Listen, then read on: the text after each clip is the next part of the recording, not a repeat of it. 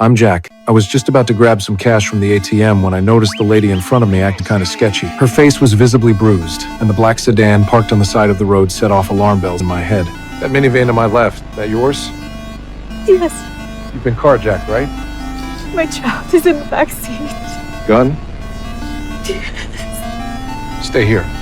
Without hesitation, I spun around and headed back towards her car.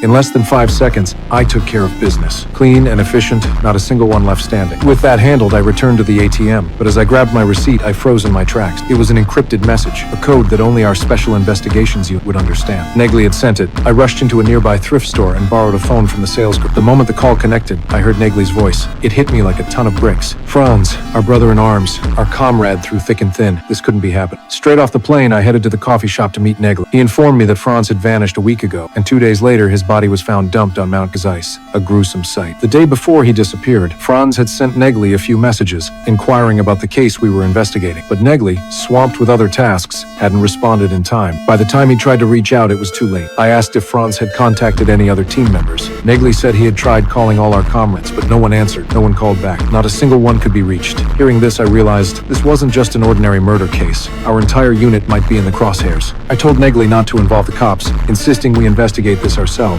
Franz was a brother I could trust with my life. We couldn't let his death be in vain. We left the coffee shop, unaware that in the corner of the restaurant, a pair of eyes had been watching our every move. As we departed, the observer immediately made a phone call. She just met up at the big one.